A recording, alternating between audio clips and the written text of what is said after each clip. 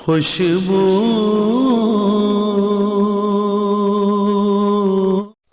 بسم اللہ الرحمن الرحیم الصلاۃ والسلام علیک یا رسول اللہ وعلی آلک واصحابک یا حبیب اللہ۔ معزز ناظرین و سامعین، حضرت لقمان حکیم رضی اللہ تعالیٰ عنہ اللہ کے بڑے نیک بندے گزرے ہیں، جن کا نام قرآن مجید میں آیا ہے اور ان کے نام پر پوری سورت بھی موجود ہے، سورہ لقمان۔ حضرت لقمان بڑے عقل مند، دانا اور حکیم تھے۔ آپ کے ساتھ کچھ لوگ ایسے مل گئے جو آپ سے حسد کرتے تھے، اور آپ کا مالک آپ سے پیار کرتا، آپ کو عزت دیتا، جو آپ کا سینئر تھا، تو حسد میں جلتے کہ ان کو کیوں اتنی عزت ملی ہوئی ہے۔ تو ایک دن انہوں نے یہ پروگرام بنایا کہ ہم حضرت لقمان رضی اللہ تعالیٰ عنہ پر کوئی الزام لگا کر ان کی عزت کو مالک کی نگاہوں سے گرا دیں گے۔ تو مالک نے بھیجا کہ تم باغ میں جاؤ اور اچھے اچھے پھل توڑ کر لے آؤ۔ تو جب وہ غلام آپ کے ساتھ گئے تو انہوں نے جا کر خود ہی اچھے اچھے پھل کھانے شروع کر دیے۔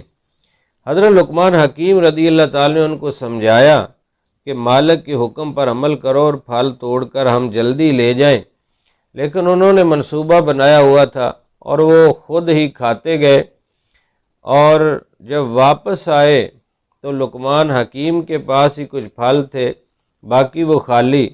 تو آ کر وہ کہنے لگے کہ اس نے تو سارے اچھے اچھے پھل کھا لیے، کو خراب کر دیے، پھل چھوڑے ہی نہیں جو ہم لے کر آتے۔ تو اس طرح سب نے بیک زبان ہو کر حضرت لقمان پر الزام لگایا۔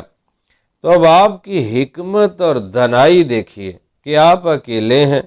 آپ اگر جواب دیتے تو وہ اتنے سارے گواہیاں دے رہے تھے اور ملے ہوئے تھے، تو کس انداز سے پھر آپ کو اپنے مالک کے سامنے شرمندگی کا سامنا کرنا پڑتا۔ لیکن اللہ تعالیٰ جس کو نعمت سے نوازتا ہے، جس کو عزت دیتا ہے، پھر حاسد اس کا کچھ بگاڑ نہیں سکتے۔ تو آپ نے فرمایا کہ اے ہمارے سردار، آپ ایسا کریں، ایک دیگچے میں پانی گرم کریں اور اس کے اندر لہسن ڈال دیں۔ جب پانی خوب گرم ہو جائے، ابلنے لگے، لہسن اس کے اندر ابل جائے، اس کے بعد نیم گرم پانی کے 2-3 گلاس ہمیں پلانے ہیں، لیکن اس سے پہلے آپ نے ہماری دوڑ لگانی ہے، ہمارا مقابلہ کروانا ہے۔ ہم سب دوڑ لگائیں گے اور ایک جگہ بتائیں گے، آپ وہاں سے ہم ہاتھ لگا کے پہنچیں گے، اور آتے ہی آپ نے وہ لہسن ملا ہوا گرم پانی پلانا ہے۔ تو پھر فیصلہ آپ کے سامنے ہوگا کہ کس نے پھل خراب کیے ہیں اور کس نے کھائے ہیں۔ تو بڑی ہی یہ دانائی کی بات تھی۔ پانی گرم کیا گیا، ابالا گیا، لہسن ڈالا گیا، اور پھر دوڑ لگائی گئی۔ جب سارے دوڑ کے ہامتے ہوئے، تھکے ہوئے، پسینہ پسینہ پہنچتے تو ان کو آگے سے وہ لہسن ملا ہوا پانی جب پلایا جاتا تو فوراً قے آنا شروع ہو جاتی۔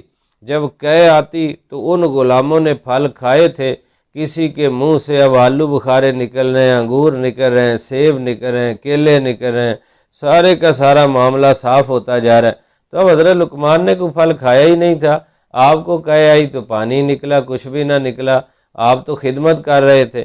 اب مالک کے سامنے سارا واضح ہو گیا کہ خائن کون ہے، خیانت کس نے کی، باغ کس نے اجاڑا، پھل کس نے خراب کیے، حکم کی خلاف ورزی کس نے کی، اور الزام کس پر لگایا، صرف عزت کو گرانے کے لیے۔ یہاں حضرت لقمان کی حکمت و دانائی ہے اور حاسدوں کی ذلت و خواری ہے۔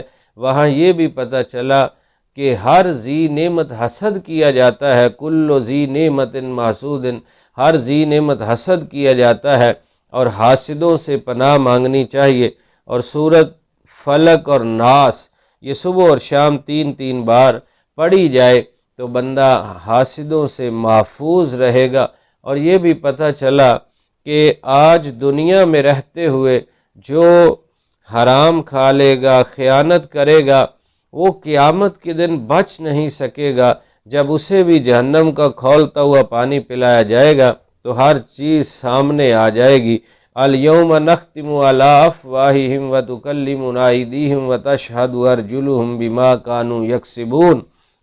اس دن ہم منہوں پہ مہر لگا دیں گے اور ان کے ہاتھ باتیں کریں گے، پاؤں کیے کی گواہی دیں گے۔